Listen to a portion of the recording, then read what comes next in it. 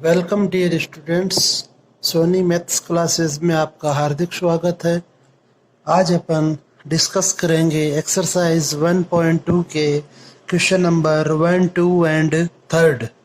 तो जो last class थी उसमें अपन ने इसके एग्जाम्पल डिस्कस किए थे, तो सेम उन्हीं उसी पैटर्न पे जो आज के जो क्वेश्चन है वे हैं। तो फर्स्ट क्वेश्चन वह दिया गया है कि यदि ए की वैल्यू है वह 1 to 4 है, बी में जो एलिमेंट्स है वे हैं ए बी सी डी, तो ए से बी में आपको टोटल 4 उप समुच्चय बनाने हैं, 4 एक एक ही आच्छादक फलन परिभाषित करने हैं। तो अब वह किसी भी प्रकार से लिए जा सकते हैं, आप पे डिपेंड करता है। तो इसका जो हल है वह अपन लिख लेते हैं। बस आपको यह ध्यान में रखना है कि वह एक एक ही और आच्छादक होना चाहिए। तो यह मान लिया अपन ने कि जो सेट ए और बी है उनके मध्य परिभाषित फलन F1 है। तो मान ले जो सेट ए है उसके जो एलिमेंट्स दिए गए हैं वे हैं 1, 2, 3, 4, और जो सेट बी है उसके जो एलिमेंट्स दिए गए हैं वे हैं ए बी सी डी। तो जो ए का रिलेशन है वह मान लेते हैं एक से ए से है, 2 का रिलेशन बी से है, 3 का रिलेशन सी से है और 4 का डी से। तो जो आपका फलन है वह एक एक ही होना चाहिए, मतलब 1 to 1 रिलेशन होना चाहिए, आच्छादक होना चाहिए, अर्थात समुच्चय बी में सभी अवयवों के पूर्व प्रतिबिंब समुच्चय ए में होने चाहिए। तो दोनों कंडीशन वह सेटिस्फाई होनी चाहिए। इस प्रकार से आपको इन रिलेशनों को लेना है। तो जब आप बात करते हैं F1 की, तो F1 जो है फलन, उसमें जो क्रमित युग्म होंगे वे होंगे 1a, 2b, 3c, 4d। अब प्रश्न में दिया गया है कि प्रतिलोम फलन भी ज्ञात कीजिए, तो इसलिए F1 का जो इनवर्स है वह होगा a,1, b,2, c,3, d,4। क्योंकि अपन ने लास्ट क्लास थी जो थ्योरी की उसमें डिस्कस किया था कि जो f का प्रांत होता है वह f इनवर्स का सह प्रांत होता है, एवं f का सह प्रांत होता है वह f इनवर्स का सह प्रांत होता है। इसके बाद नेक्स्ट अपन लेते हैं सेकंड जो डायग्राम है वह लेते हैं। तो वह मान लिया अपन ने कि इस प्रकार से है। यह मान लेते हैं F2।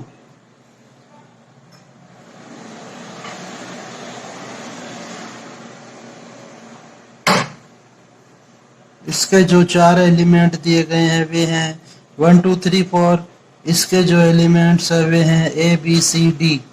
तो माना 1 का संबंध बी से है, 2 का सी से है, 3 का डी से है।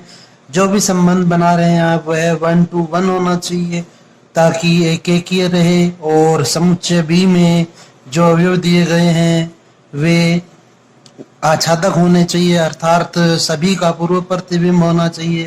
तो जो सेकंड फिगर है उसके अनुसार F2 की जो वैल्यू होगी वह होगी 1 का रिलेशन है B से, 2 का रिलेशन है C से, 3 का रिलेशन है D से और 4 का रिलेशन है A से।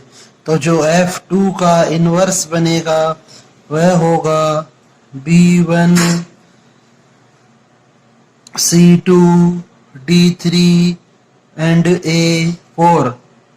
इसी प्रकार यदि अपन थर्ड डायग्राम की बात करें तो थर्ड डायग्राम अपन लेते हैं कुछ इस प्रकार। यह मान लिया सेट A है, यह सेट B है। A से B में जो फंक्शन डिफाइन है वह F3 है, और जो सेट A है उसमें एलिमेंट दिए गए थे 1, 2, 3, 4, और इसमें दिए हुए हैं A, B, C, D। अब अपन मान लेते हैं कि जो A है उसका जो रिलेशन है वह ए से है, 2 का रिलेशन सी से, 3 का रिलेशन बी से और 4 का डी से। तो जो F3 होगा उसमें जो क्रमित युग्म होंगे, ऑर्डर्ड पे जो होंगे वे होंगे 1A, 2C, 3B and 4D। तो इसलिए F3 का जो इनवर्स बनेगा वह होगा A1, C2, B3, D4। इसी प्रकार नेक्स्ट जो हो है दिया गया क्वेश्चन है हमें, उसके अनुसार फोर्थ जो इसका पार्ट है वह अपन मान लेते हैं कि यह सेट ए है और यह सेट बी है। तो ए और बी, ए से बी में परिभाषित फलन माना F4 है। तो ए में जो 4 एलिमेंट्स दिए गए हैं वे हैं 1, 2, 3, 4 और सेट बी के जो 4 एलिमेंट दिए गए हैं वे हैं ए, बी, सी, डी। तो यहाँ पे आपको ध्यान रखना है कि जो चारों एक ही आच्छादक फलन है वे अलग अलग होने चाहिए। तो इसलिए जब आप मैपिंग को शो करें तो इनका ध्यान रखें। तो अब अपन मान लेते हैं कि एक का रिलेशन अब है डी से है, 4 का रिलेशन सी से है, 2 का रिलेशन ए से है और 3 का रिलेशन बी से है। तो इसलिए जो F4 होगा वह होगा 1D, 2A, 3B, 4C। और जो F4 इनवर्स है वह होगा D1, A2, B3, C4।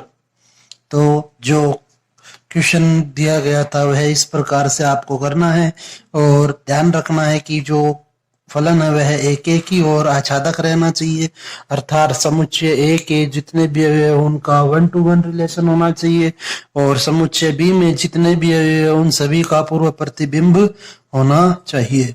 इसके बाद अपन डिस्कस करते हैं सेकंड क्वेश्चन। तो जो सेकंड क्वेश्चन दिया हुआ है उसमें दिया गया है कि एफ है वह आर से आर में डिफाइन है, एफ एक्स की वैल्यू दी गई है यह, तो सिद्ध कीजिए कि एफ इनवर्स विद्यमान होगा।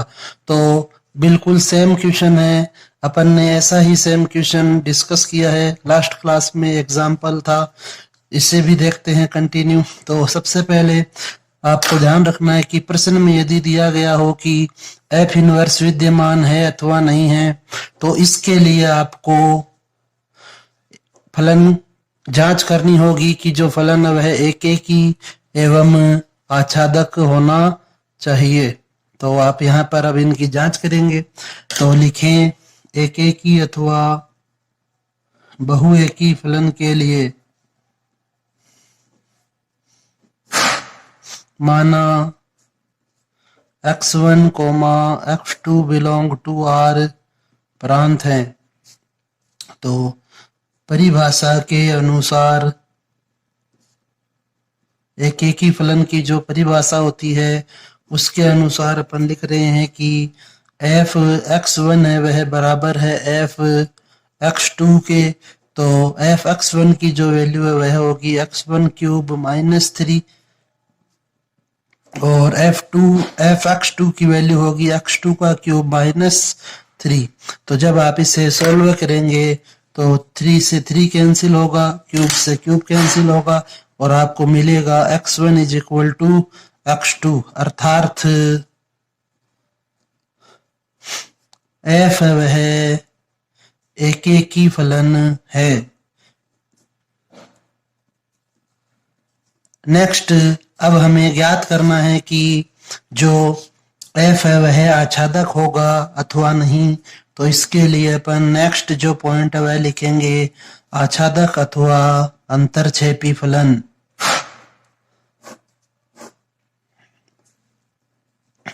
तो यहाँ पे आपको जैसा बताया गया था कि आपको लिखना होता है माना f x is equal to y, जहाँ से आप लिख सकते हैं कि x is equal to f inverse y होगा। यह अपन डिस्कस कर चुके हैं। नेक्स्ट अब क्वेश्चन के अनुसार जो एफ एक्स है उसकी वैल्यू है एक्स क्यूब माइनस 3 और बराबर में y दिया गया है। तो यहाँ से एक्स क्यूब की वैल्यू प्राप्त होती है y प्लस 3 और x की जो वैल्यू होगी वह होगी y प्लस 3 की होल पावर 1/3। इसे अपन इक्वेशन फर्स्ट मान लेते हैं। तो अब आपको यहाँ पर जैसा बताया गया था कि जब अपन आच्छादक अथवा अंतरछेपी फलन की जांच करते हैं तो अपन समुच्चय बी के आधार पर करते हैं। समुच्चय बी अर्थात सह प्रांत के आधार पर जांच की जाती है। तो सह प्रांत से कुछ अवयव लेंगे और उनकी जांच करेंगे कि उनके पूर्व प्रतिबिंब हमें मिल रहे हैं अथवा नहीं। तो आप लिखें यहाँ पर कि माना y is equal to 1 belong to R, तो x की जो वैल्यू होगी वह होगी 4 टू दी होल पावर 1/3, जो कि एक वास्तविक संख्या है और प्रांत में शामिल होगी। तो जो एक है उसका पूर्व प्रतिबिंब होगा 4 की पावर 1/3। इसी प्रकार से यदि y बराबर लिया जाए 5, तो x की जो वैल्यू है वह बनेगी 2 और जो 2 है वह भी वास्तविक संख्या है अर्थात प्रांत में शामिल है। इसी प्रकार आप y का कोई भी मान रखेंगे तो आपको इसका पूर्व प्रतिबिंब मिलेगा। अतः यह आच्छादक फलन है। तो आप इसे अब इस प्रकार से लिखेंगे कि अतः y के प्रत्येक मान का पूर्व प्रतिबिंब प्रांत R में उपस्थित है, इसलिए यह आच्छादक फलन है। तो अतः f AK की आच्छादक फलन है, इसलिए f इनवर्स विद्यमान होगा। यह अपन ने इस क्वेश्चन के अनुसार किया कि आपको चेक करना था f इनवर्स विद्यमान होगा अथवा नहीं, तो हमें आच्छादक और एक एक की फलन की जांच करनी थी। इसके बाद अब आप नेक्स्ट देखिए कि हमें क्वेश्चन में दिया गया है कि f इनवर्स का सूत्र भी ज्ञात कीजिए। तो अब आप यहाँ पर देखेंगे और लिखेंगे साथ ही साथ कि जो समीकरण 1 है उसे यूज में लेंगे। तो समीकरण 1 से जो x है उसकी वैल्यू यहाँ से आप f इनवर्स y ले सकते हैं। तो आप लिखें f inverse y is equal to y plus 3 की होल पावर 1/3 और y के स्थान पर x रखने से आपको प्राप्त होगा f inverse x is equal to x plus 3 की होल पावर 1/3। यह इस क्वेश्चन के लिए प्रतिलोम फलन है। अब हमें यहाँ पर साथ ही साथ इसमें f इनवर्स 24 एवं f इनवर्स 5 की वैल्यू भी फाइंड करनी है। तो आप यहाँ पर लिखेंगे कि समीकरण 1 में x बराबर 24 रखने पर तो यह बनेगा f inverse 24 is equal to 24 plus 3 की होल पावर 1/3, 27 की पावर 1/3 अर्थात 3। तो जो 24 है उसका पूर्व प्रतिबिंब वह है 3। इसी प्रकार नेक्स्ट इसका जो पार्ट दिया गया है वह है f इनवर्स 5 की वैल्यू चाहिए। तो आप लिखेंगे कि समीकरण 1 में x बराबर 5 रखने पर तो यह बनेगा f inverse 5 is equal to 5 + 3 की होल पावर 1/3, 8 की होल पावर 1/3 अर्थात 2। तो जो 5 है उसका पूर्व प्रतिबिंब 2 है। यह क्वेश्चन जो है वो इस प्रकार से हल करना है। आज के जो क्वेश्चन पढ़ाए गए हैं इन्हें आप वापस से भी दोहराएं। इसके बाद अपन नेक्स्ट क्वेश्चन देखते हैं। तो क्वेश्चन नंबर 3 है वह है कि यदि f वह r से r में परिभाषित हो तो इसमें दो पार्ट दिए गए हैं हमें, fx is equal to 2x-3 और fx is equal to x³ + 5। तो यह अभी अपन ने जो क्वेश्चन नंबर 2 किया है उसके अनुसार आप स्वयं कर सकते हैं।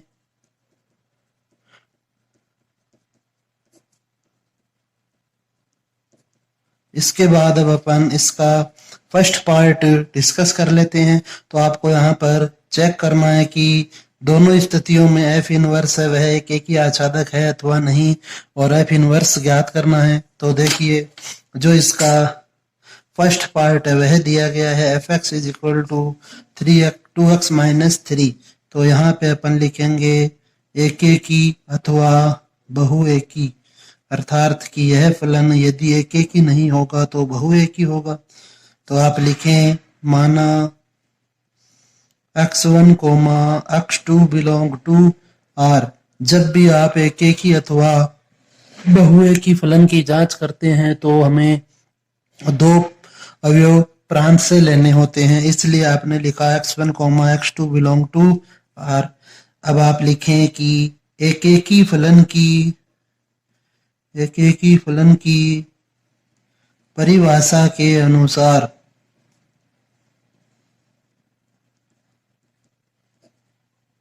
f x1 is equal to f x2। तो जो f x है उसकी वैल्यू है 2x-3, इसलिए f x1 की वैल्यू होगी 2x1-3 is equal to 2x2-3। और यहाँ पर आप देख सकते हैं कि 3 से जब 3 को कैंसिल किया जाएगा तो आपके पास शेष रहेगा 2x1 is equal to 2x2, और 2 से 2 भी कैंसिल होगा तो x1 is equal to x2। तो जो कि एकेकी फलन की परिभाषा के अनुसार सही है। तो अतः f एकेकी फलन है, f वह एकेकी फलन है। अब हमें जांच करनी है कि यह आच्छादक होगा अथवा अंतरछेपी। तो आप यहाँ पर लिखें आच्छादक अथवा अंतरछेपी, यह हेडिंग लगाएंगे यहाँ पर नेक्स्ट। अब जैसा कि आपको बताया गया है लास्ट 2-3 क्वेश्चनों में कि जब भी आप आच्छादक अथवा अंतरछेपी फलन की जांच करते हैं तो यह हमेशा समुच्चय B के आधार पर की जाती है, समुच्चय B के आधार पर अर्थात सह प्रांत के आधार पर की जाती है। तो इसलिए अब आप इसे लिखेंगे कि माना f x is equal to y, और यहां से जब आप इसे सरल करेंगे तो ये होगा x is equal to f inverse y. तो प्रश्नानुसार जो एफ एक्स की वैल्यू है वह है 2x-3 और बराबर में दिया हुआ है आपको y। तो 2x इज इक्वल टू बनेगा y+3, और यहाँ से जो x की वैल्यू है वह होगी y+3/2। और आप यहाँ से देख पा रहे हैं कि जो x की वैल्यू है वह है f इनवर्स y। तो अतः आप लिखेंगे कि अतः f inverse y is equal to y+3/2, और जो भी फलन होता है वह हमेशा x के पदों में दिया जाता है, इसलिए आप यहाँ पर लिखेंगे कि y के स्थान पर x रखने पर तो यह बनेगा f inverse y is equal to x+3/2। यह हमारा इस क्वेश्चन का जो प्रतिलोम फलन है वह होगा। और यहाँ पर आप इसकी अभी जांच करेंगे कि जो इक्वेशन फर्स्ट है वह आच्छादक है अथवा नहीं। तो आप यहाँ पर लिखेंगे यहाँ पर कि यदि y बराबर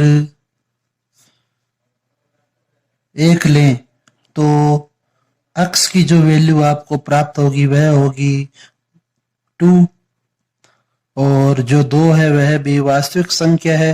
इसी प्रकार यदि y की वैल्यू ली जाए 2 तो आपको मिलेगा x इज इक्वल टू 5/2 जो भी एक वास्तविक संख्या होती है और प्रांत में स्थित है। इसी प्रकार यदि y की वैल्यू 3 हो तो x की जो वैल्यू है वह भी 3 होगी और प्रांत में स्थित है। तो y के स्थान पर कोई भी मान लेने पर आपको पूर्व प्रतिबिंब मिल रहा है। तो आप लिखें यहाँ पर कि अतः y के प्रत्येक मान के लिए पूर्व प्रतिबिंब उपस्थित है, इसलिए यह आच्छादक फलन है। और फिर यह प्रतिलोम फलन ज्ञात करेंगे। तो आपको पहले यह पार्ट भी यहाँ पर ऐड करना है। ओके, तो इन क्वेश्चनों को आप वापस से आज रिवाइज करें। धन्यवाद।